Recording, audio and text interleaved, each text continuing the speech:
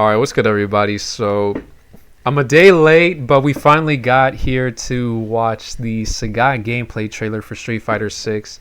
I also want to point out that apparently everybody is so hyped for this character, understandably, that we're almost at 1 million views in less than a day, and this trailer is actually number 7 on trending, which I'm actually surprised, because I don't think any of the other trailers got any attention like this. And I mean, to be honest, this is the only character I really give a fuck about for season 3. I don't care about Alex. I mean, don't get me wrong, Alex and C Viper are not characters I hate, but they are not characters I play, so I don't really care about them. And Ingrid, I don't hate Ingrid. I don't know why people have such a hate boner for that character.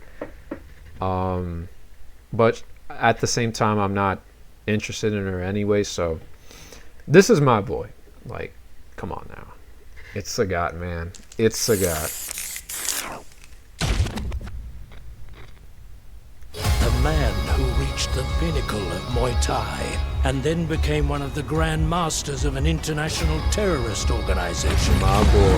The Emperor Sagat. The Emperor indeed, man. Proud Spire.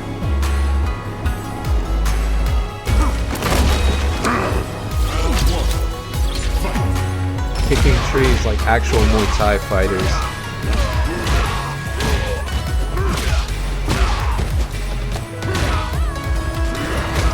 Manhandled. And I like the tiger in the background too. Tiger! Oh, that is...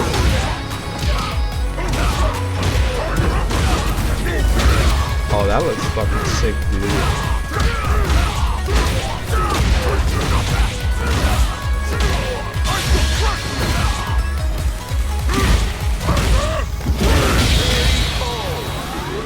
Oh, that...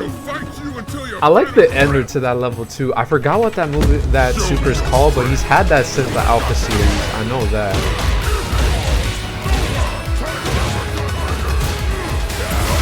EXVP. Target combo.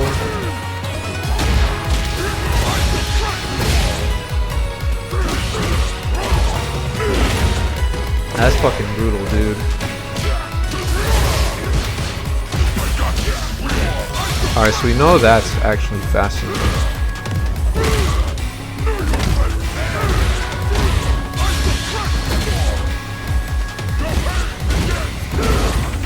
The juggle.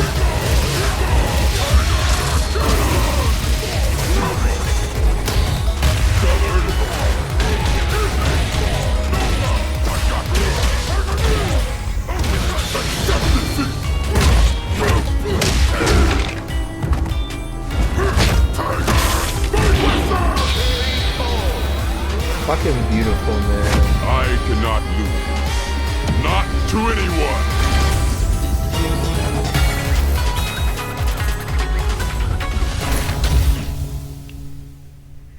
anyone. Wonderful, man.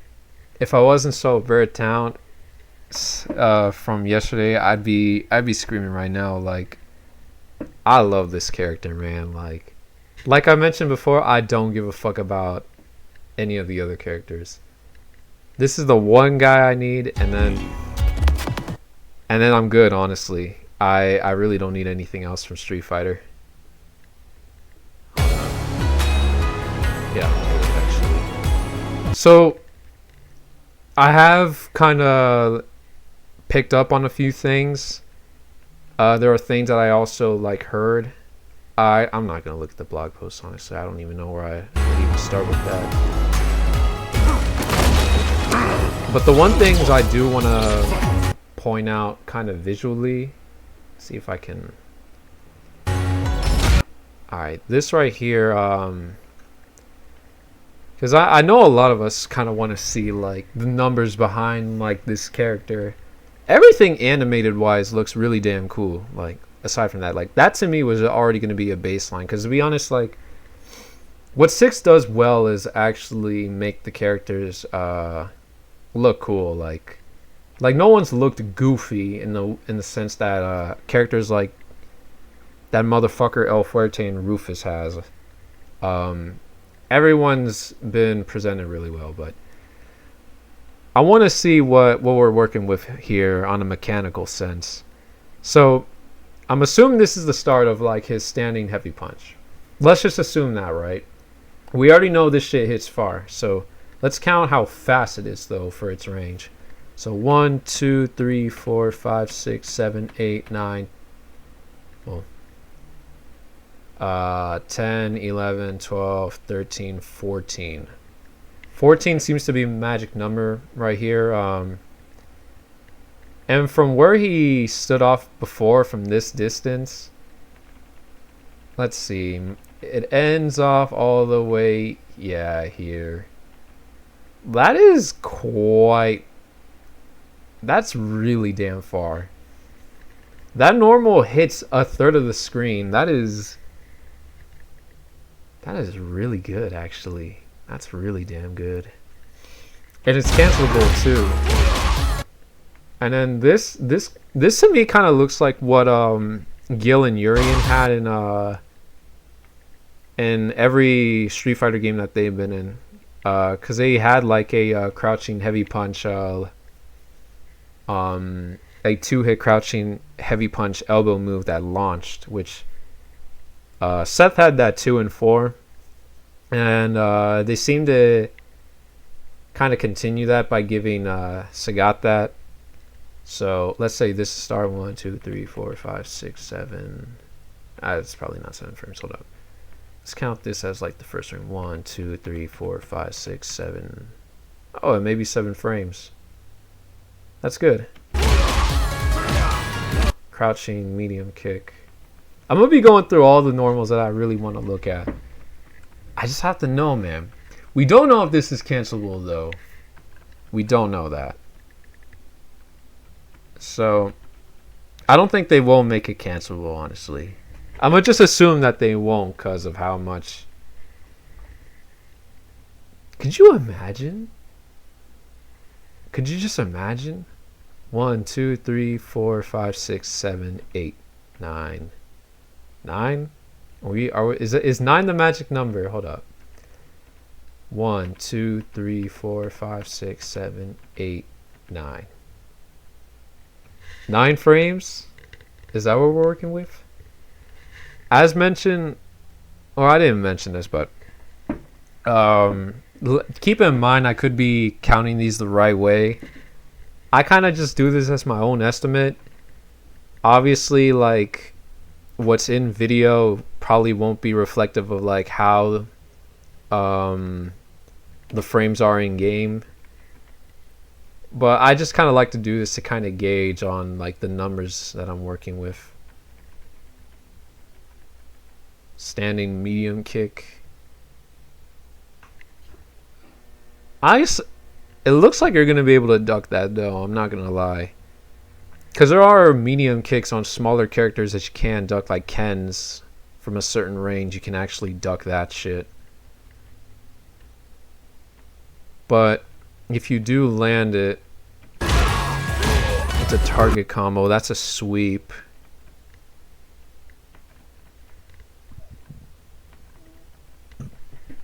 Excuse me. Oh, God. I need to see this, though. Alright, let's say well, who knows? This might be the start of 1, 2, 3, 4, 5, 6, 7, 8, 9, 10. 10 frames, okay. 10 frame sweep. Overhead. How fast is the overhead?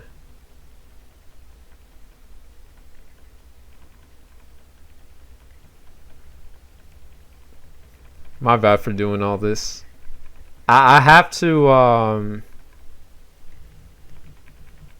to feed my curiosity though. Alright. 1, 2, 3, 4, 5, 6, 7, 8, 9, 10, 11, 12, 13, 14, 15, 16, 17, 18, 19, 20, 21. 20 to 21. It's probably going to be fast, just as fast as Ryu's, which is still good. That means it's really fast for an overhead in this game. shin kick, throw. It will be my There's no card canceling in this game, so you won't be able to card cancel shin kick. This beats level 1. That's good to know. Tiger knee goes over fireballs. So that to me is already way better than Bird Knuckle and Dragon Lash. And I think I heard somewhere where, like, I can't remember where. I didn't, like I said, I didn't read the blog post, but this has just kind of like been the word on the streets on like people who have. I believe it was also said that Tiger Knee, if spaced out, is going to be plus on block. So compare that to like moves such as wrong. Hold on. If you compare that to something like, once we get there, to Dragon Lash and goddamn Dragon Lash and Burn Knuckle, for example, those moves can't go over fireballs, but this can. And let's say the earliest of activation was to this point, right? Like this is where the actual hitbox actually appears. Like this is going to be really good when it comes to like the fireball, because for one he already has a fireball which is already has properties that are able to beat like Ryu's fireballs, for example. He has a super that can beat Ryu's Shinku Hadouken, and now he has a move which goes over the fireballs too. Like he's being given a lot. He's being given a lot in my eyes.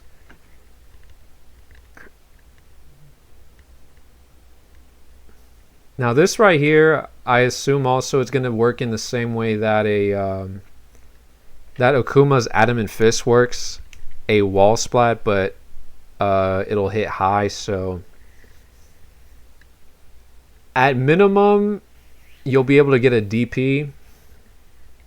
Is something that's what I assume, and you may be able to get some, like if you time it right, you might get some kind of like drive rush combo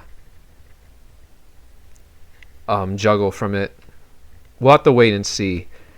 The Jinrai kicks, that's what everybody's been talking about and stuff. Now, as somebody who plays Ken, I got my eye on this move, but I do know this follow-up right here is an overhead. Okay, so that's kind of standard. That's something that Ken has. I don't know. I couldn't tell you the speed of it though, whether it's fast as his or who knows. This may be faster. Then he has this, and this is a high. So it's not gonna. It kind of works in the same way that Ken's does, where like his the heavy follow up for Jinrai is it knocks down the opponent, but it does not hit crouching opponents. So that's why there's the shin kick to compensate for that too. But all of these follow-ups can go into level 3, and the scaling is actually a lot more unforgiving for the opponent too. So that's something that makes Jinrai really damn scary to try to counter, because it's also hit confirmable too. It's just not the easiest thing to hit confirm. You're not given that much of a you're not given that much space to really work with, but you are able to do it. And you can rob people. Like, just coming from my end of things, like, you can definitely rob people with that move and going into level 3 unscaled. Like, it's fucking it's funny as shit, actually. It's funny as shit when they pick that fighting custom room option. You can just paint a picture in your head of what kind of slurs they're gonna use. It's funny. Now, the only questions I have out of Sagat's is, will he be able to do the same thing? Because it doesn't look like he has a low option. He has an overhead and a standing launcher option, just like Ken has, right? But if we look at this,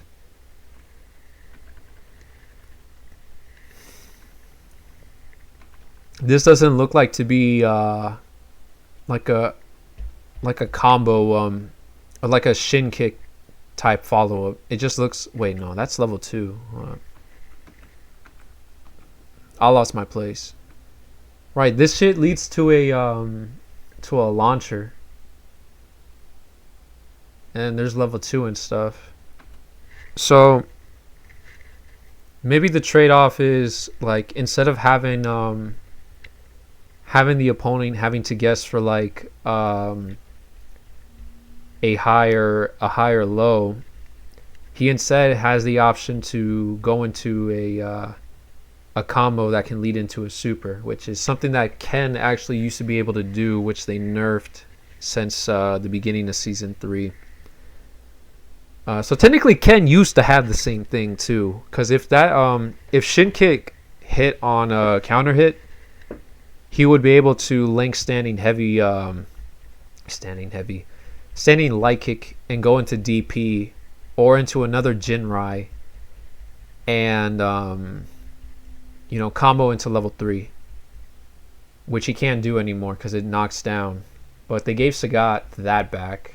They gave that to Sagat, with the exception being that the follow-up isn't a low, so you're free to block high. But if you do block one of the follow-ups, Sagat is plus, so you can't press either. Ken was never plus in any of his follow-ups, no matter, even if you try to hit him meaty. Level 2, that shit looks good.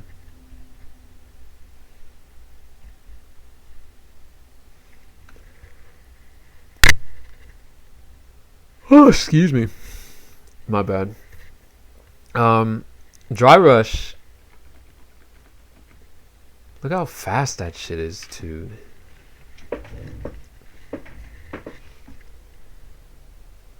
Like, that's pretty fast for a big character. And he canceled it early.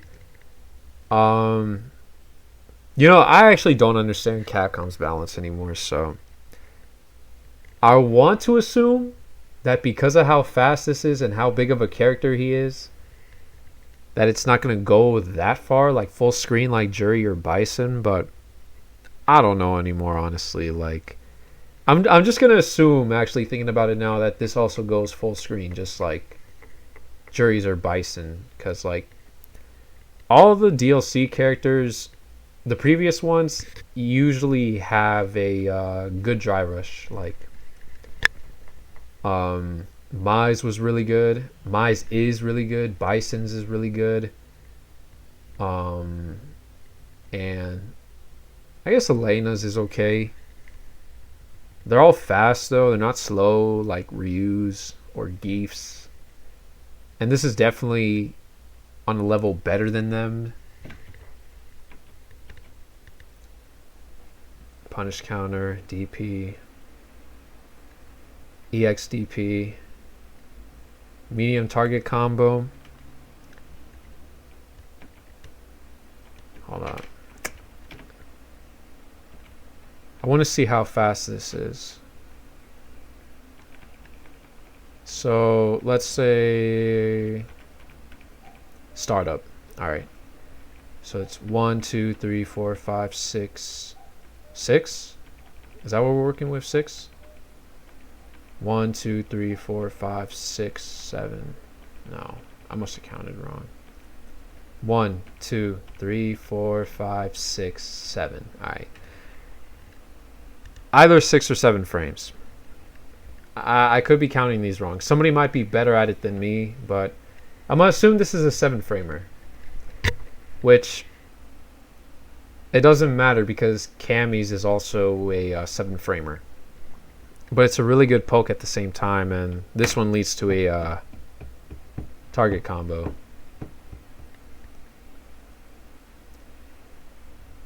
Into a different level 2, which hard knocks down, which if it does a hard knockdown, I'm going to assume that it's going to do less damage than the one where he ends up doing the cool flying kick shit, right? Because it'll get better Oki off of it. And I'm going to do this for y'all too, because I'm also curious about this. Bison Scissor Kick on his light and medium version is -5. So any 5 framer can punish it if spaced close enough. While the heavy one is -4. So if we were to look at this, it is 1, 2, 3, 4, 5. No, 4. 1, 2, 3, 4, 5. So let's say that's a 5 framer. I think it's a 5 framer. But it punishes from that far away, which is really good. Into level 2, and this will be side switch. And this one, a launcher version too. That goes into level 1. DI.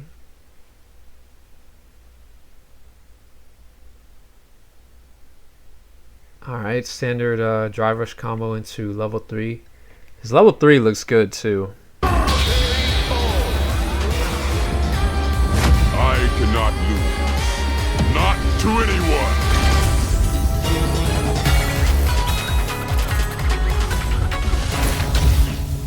I don't care about these guys. This is my boy right here. There's a lot to say, honestly. But I don't know if I can get these words out, dude. My overall thought on my overall opinion on what I've seen so far, honestly, to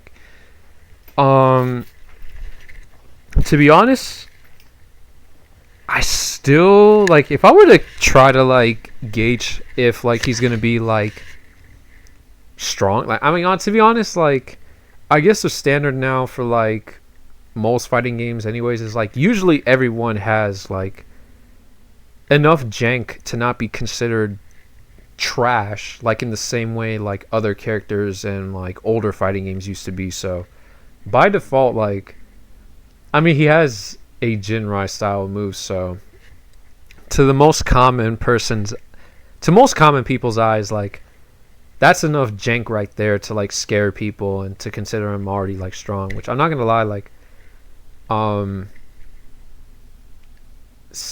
his version of Jinrai compared to Ken's, at least this version, I think this one might be a bit better because of the fact that let's say if it does let's say if it lands right, he can still go into a combo into a super. Ken cannot unless he does the overhead. Ken's on counter hit now forces a knockdown. At least the shin kick does. Now, I'm not saying that let's say if the first move of Jinrai hits right on Ken, then he can go into level 3, and then the EX version can go into level 2, or I think even level 1. Also, but he has to spend a meter for that, and also I'm thinking about the situation in where you're pressuring the opponent and they're blocking Jinrai. Sagat, on the other hand, I don't know what what might be the switch up right there, because I'm just thinking about everything that I'm trying to imagine like what would be the difference in those situations to where Sagat is using that Jinrai kick move to like pressure the opponent and try to like kind of chip away at his drive gauge. Like a lot of people know how to fight Ken now. At least we're at the level where I'm at. Like players are actually taking advantage of like some of the gaps that most people don't even realize Ken has. But it's kind of been like hard to use like Jinrai kind of freely as I would be able to like before on the lower ranks. It's hard to imagine how Sagat's kind of Jinrai would hold up, because I'm gonna assume like obviously there's gonna be a gap between like the first hit of that into the overhead, for example, and the high is gonna be duckable. And even if you do duck the high, like, or I mean, like, no. I'm thinking of something else. If the opponent blocks the high, you're plus, but by how much? And how close will Sagat be by then? Actually, we can look at that.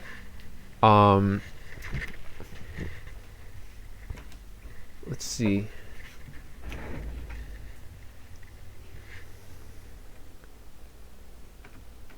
When does he start to do that shit? I think he does it after this. No, that's Tiger Knee.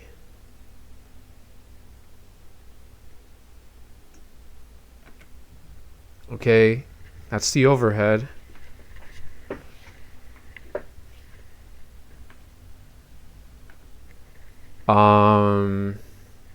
Damn it. He didn't block that. Ryu got knocked back.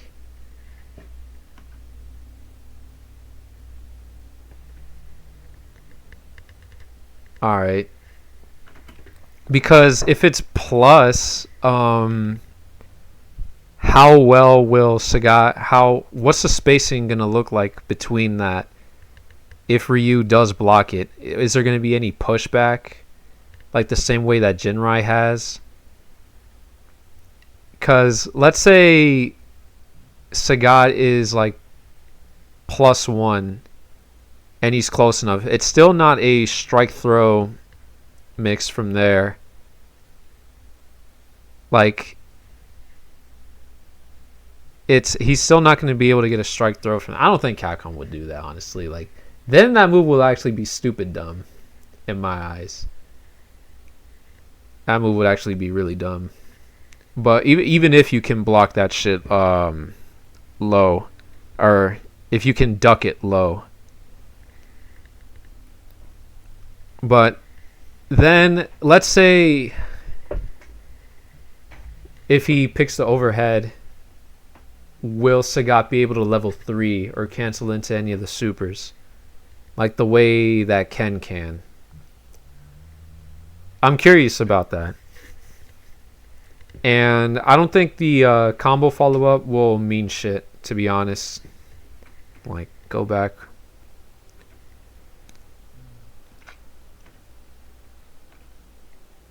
Alright, going into that kind of follow-up.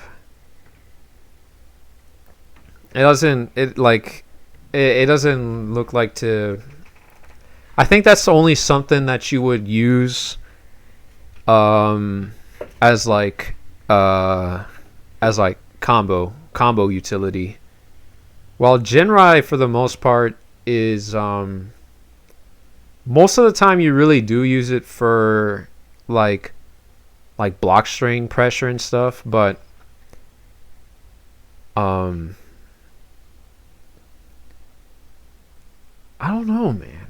I'm really trying to think about like how Sagat's would really play out in the entire game, because I'm assuming there's also a gap to where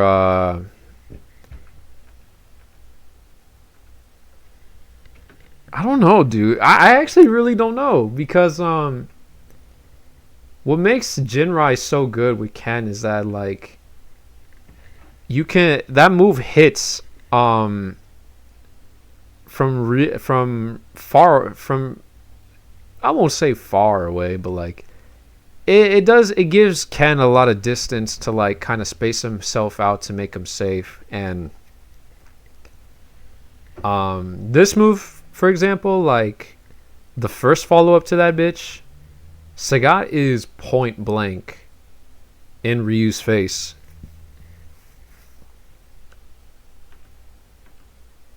And you know, I'm also curious to how much space does Ryu have there to interrupt that overhead? Because Ken's overhead can be interrupted. I don't know if Sagat's can. Which at most, like, I mean, by default, I feel like if you have a super or a DP or an EX DP of any kind, like you'll be able to like squeeze in between any gap to counter it. But I'm talking about like normals and stuff, right? And going back a bit before this moment right here, how minus is this if Sagat were to just hold on to this? Because light Jinrai on Ken is worthless in a block string, honestly, because you're able to punish the first part of light Jinrai every time. If you didn't know that, you'll know now. Like when he throws out light Jinrai, I think that shit is like -10 if he doesn't do a follow up. But if he does if he tries to squeeze in a shin kick, you can squeeze in a 5-framer. I know that, or maybe even a 6-framer. But you can interrupt it. It's actually a free punish there. It's free, but I don't think Sagat's is gonna be that same. It's gonna work the same way, because he's not gonna be in a position to where he can push, where he's not spaced out from the opponent. Like he's right there, pretty much at the bottom of his crotch. It also depends what version too. Both the medium and light Jinrai on Ken, they are punishable, but with medium Jinrai, it's a frame trap between like the first follow-up into shin kick, for example.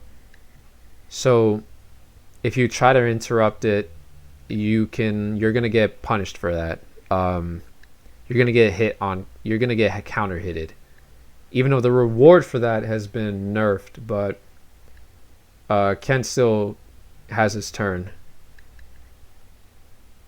And then with heavy Jinrai, like you can interrupt the beginning of that if you're woke enough for that, but it's not punishable if you let the first follow up rip, because it's only -2. I don't know about Sagat though, honestly.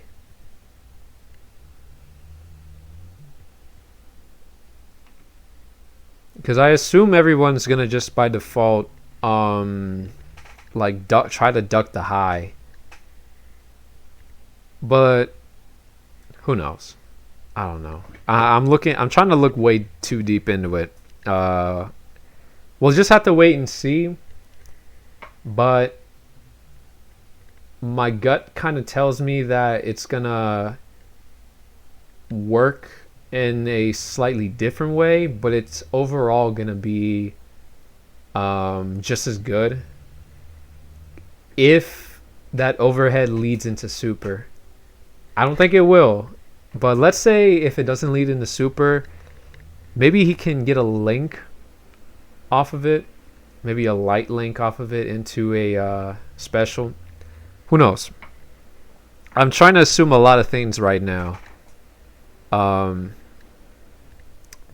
I just want to play the character, man. Come on. All right. That. All right. I'm not gonna be throwing math equations in my head anymore. But yeah, dude, Sagat, like, dude, he's looking really good. He's looking really good. Like from a more like casual, like standoffish perspective, like he's definitely like done. He's been done well. Like his design, I'm a fan of. He looks a lot like his Street Fighter 2 iteration, where he was tall but skinny at the same time, and I actually think that actually looks a lot more realistic to what an actual Muay Thai fighter would look, because a lot of people in a lot of characters in fighting games tend to resemble more of like what a power lifter or like a competition ready bodybuilder would look like, because they tend to be like massively bulky and super lean at the same time. But Sagat, he doesn't fit that. Like he actually looks like what a more traditional like combat sport athlete would look like, who tends to be a lot more skinnier, a lot more tone defined and leaner. Like this right here looks a lot more like a Muay Thai fighter, versus if he were to be a lot more puffier and bulkier, like as if he was like a competition stage bodybuilder, like how Geef looks, right? Like this to me is a lot more real, and to me it looks better. Like I don't know why people hate skinny Sagat. Like it looks better and a lot more true to what an actual fighter would look like. And I believe August, like the first week of August, is when this character is supposed to release. So I really can't wait for that. But I'm gonna be real with y'all. Kind of going a bit of off topic on like Sagat. I might not be doing much content with the character because I've been kind of,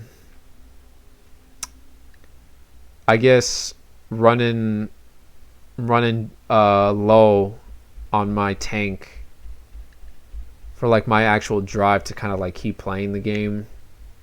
I've just been kind of like busy and stuff, which is why I haven't made like a video.